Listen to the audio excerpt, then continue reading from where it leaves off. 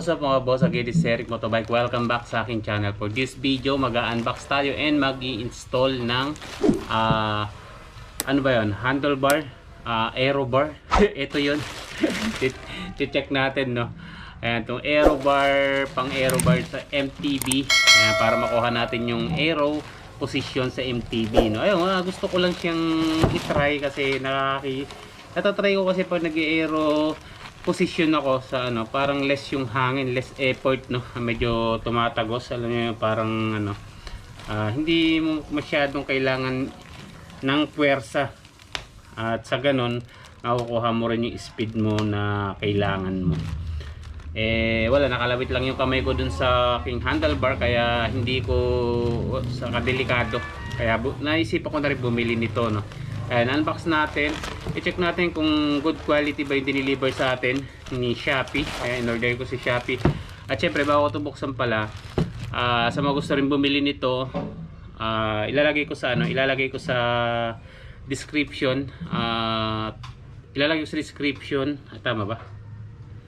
Ilalagay ko pala sa video sa description yung link kung saan ko ito binili. Mabilis lang naman, parang 2 days lang dito na sa akin. Ayan, check natin. Okay, ito naka-bubble wrap naman. At sana walang gas-gas, no? Parang kailangan ko ng gunting. Okay, wait lang. Kuha lang ako ng gunting.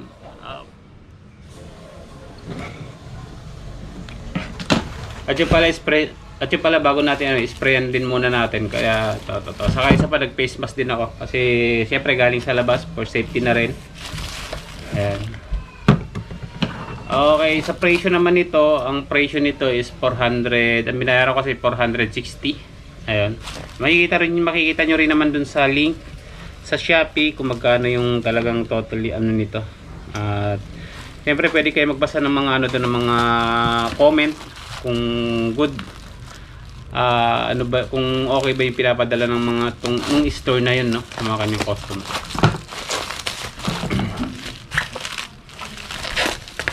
Ayan. Tapos syempre habang binubuksan natin to, shoutout din pala dun sa ano, past batch, pinapawisan ako. Kila Father and Son, ayan, Father and Son.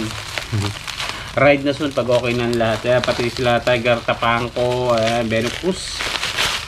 Ayan. Ako si Domski. Ayun, no. Mukhang okay. Sana hindi bakal, sana alloy. Another gupit pa.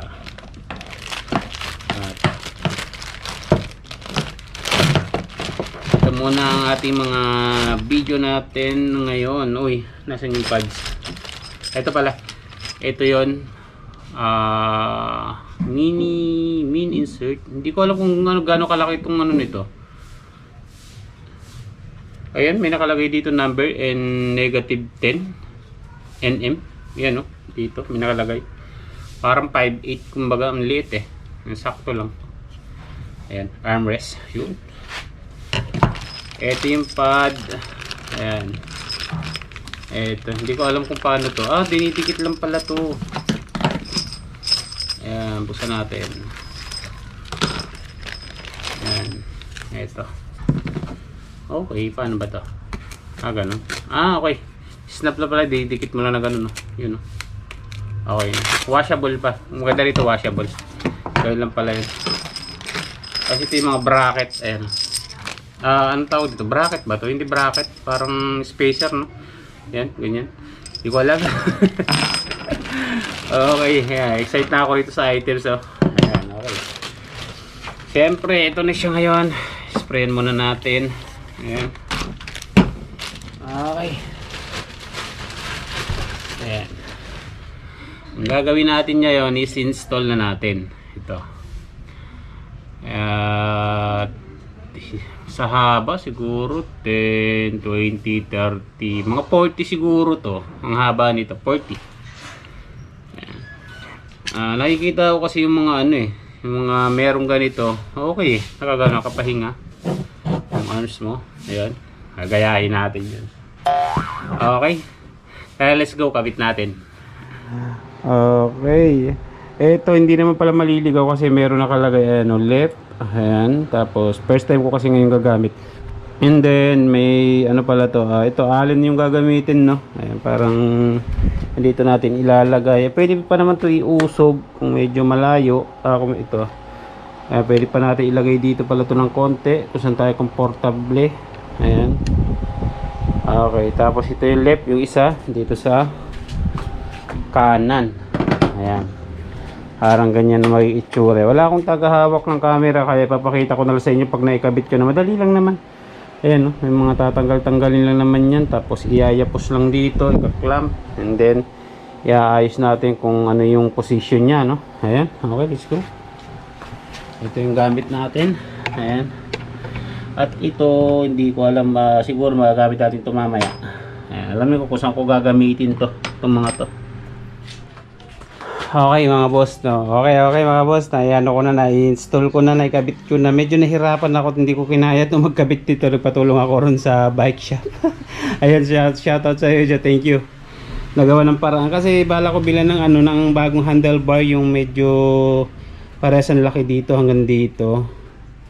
Kaya lang nung tinignan ko yung mga handlebar dun, halos pare-parehas lang pala sila ng design. Medyo malaki dito, then paliit na yung parang patalipundos ng forma. Ayun, kaya medyo mahirap ikabit. Ang nangyari, merong ano, tawag dito, yung spacer, yung para kumapit, yun nila siningit namin dito. Hindi ko na pinakita yung paglalagay. Ayun, medyo challenge kaya yung paglalagay pala nito. Kasi hindi pantay yung bilog nung ano, nung handlebar. Ayan, okay na, at least naikabit na. And then medyo nataasan ako ng ano, medyo nataasan ako kanina nung pag-try ko kanina, pagpatong kong ganon. Kaya ginawa ko, ibinaba ko uli itong kanyang stem. Ayan, para eksakto lang yung yuko. Ayan, hindi na medyo yung hindi na medyo tayo mapapagod. Ayan, tapos ang nangyari, ibinaba ko pala ito mga boss, itong ano niya na to. Ito lalagyan uli ng speedometer kasi dito yan nakalagay nangyari, ibinaba ko ron dito. Ayan. Okay pa naman, nakikita pa naman siya. Ayan. Okay na. Ayan, matetesting natin bukas kung di mananakit yung likod natin. Ayan. Kita pa yung labahan. Pati pasensya na kayo sa aking mga background. Diba kung nakikita nyo, no? Ayan. Meron na tayong semi TT. Time trial. Ang time trial. Okay, alright. Ayan. Okay na, ano ko na. Siyempre, di ba mawawala yung testing nito, na testingin natin bukas. Ayun, at i-check natin kung talagang nakakaano ng hangin, no. Ayun, nakakaminos ng tama ng hangin sa katawan. Try natin yung aero position. Ayun, okay. Bukas naman, kita kits.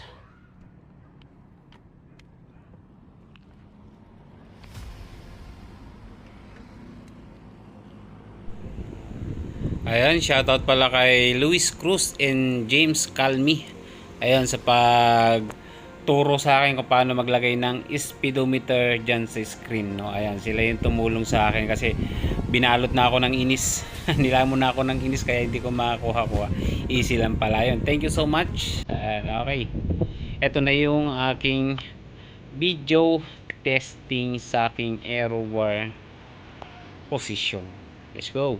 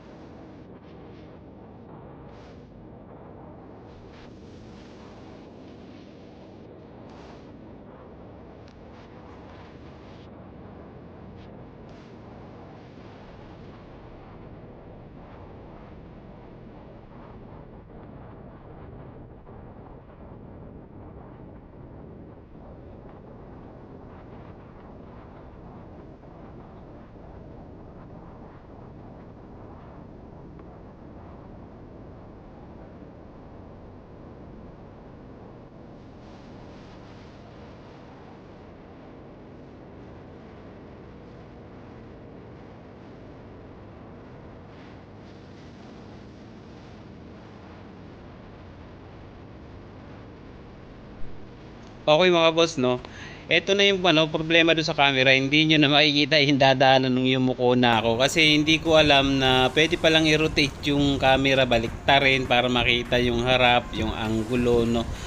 Ayun, na-realize ko lang dito sa bahay na pwede palang paikutin yung camera para mas maiangat pa. Kasi pag aero position na ako na ganyan, wala na. Ang nakikita nyo na lang stickers ko tapos tuhod siko, di ba?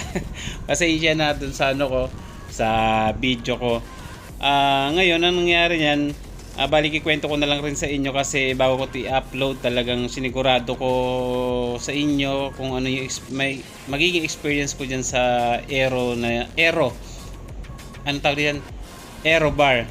Ayan, dyan sa Aero bar na yan. Kasi siguro 3 days kong ginamit. Ayan. Okay naman siya para sa akin, no? Kasi parang talagang yung tama ng hangin talagang hindi ano sa katawan, hindi talaga tatama sa iyo lahat.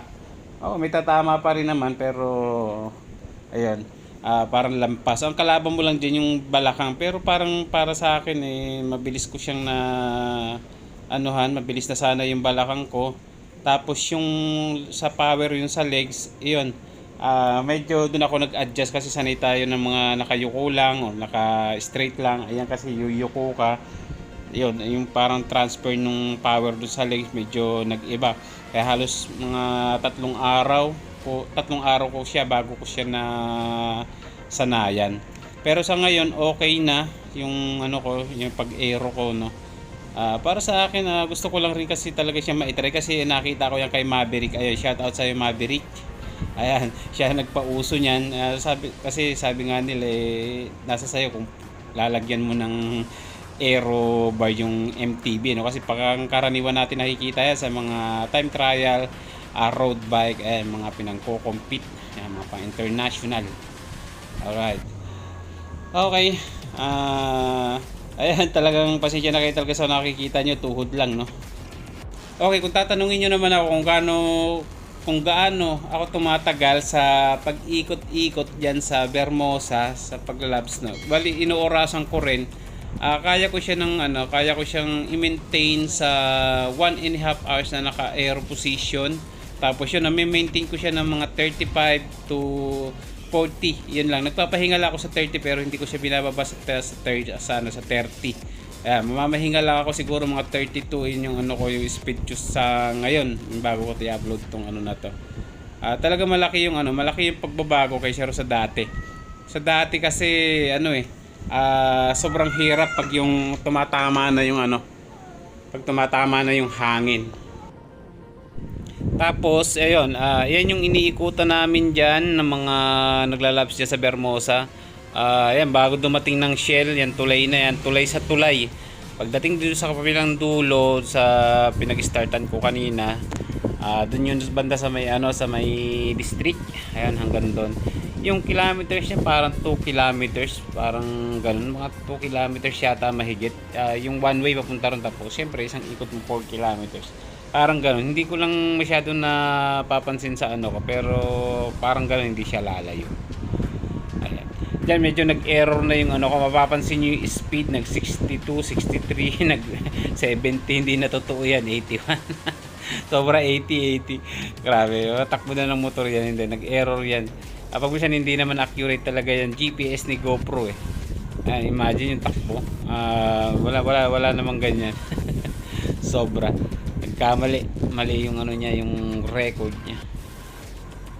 Ayan, yung mapapansin nyo sa may bandang kanan, yan naman yung pinagja-jumpan ng mga motor. Yung racetrack nila dyan. Mga patalon-talon Ayan. Grabe speed na yan, 66, 69. Sobrang bilis, 71. Pero wala, ewan ko, nagloko yung dyan, yung tawag dito. Nagloko yung GPS ng aking GoPro. Hindi makatotohanan yung 62 na yan. Siguro mga mga 30, 35, yan lang ang speed niya. Ayaw na nga mabago 59, sobra.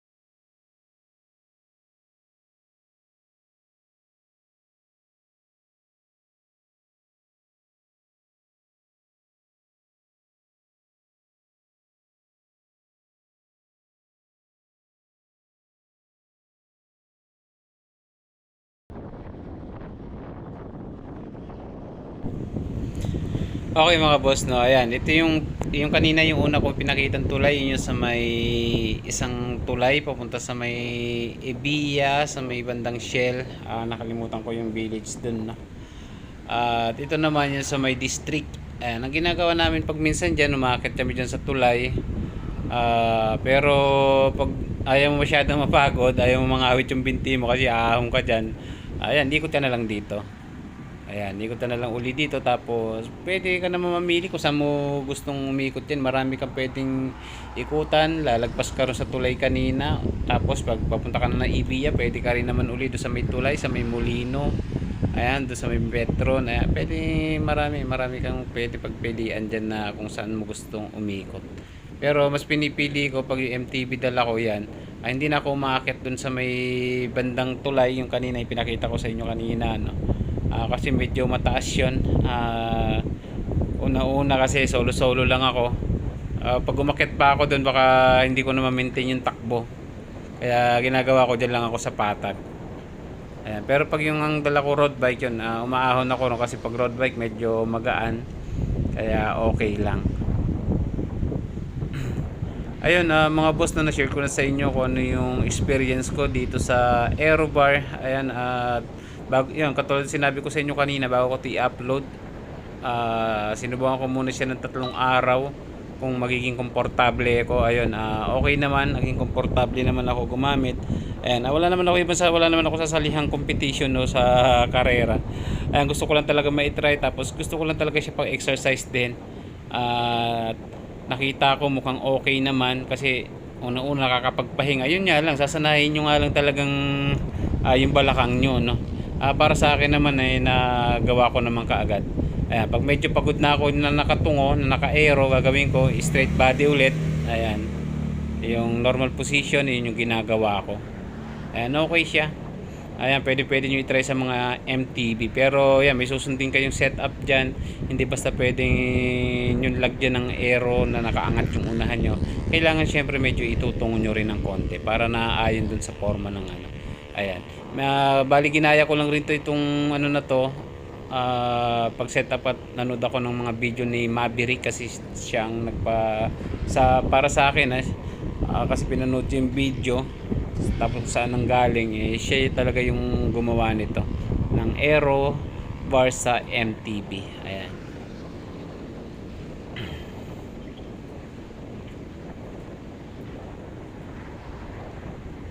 Okay mga boss, no, ayan, hanggang dito na lang rin ako magsasalita.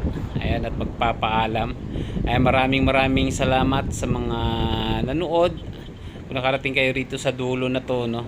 Ayun, thank you so much sa lahat ng aking subscriber. Ayan, maraming salamat sa maraming salamat sa panunood ng aking video. Ayan, God bless us all. Ayan, ingat lagi.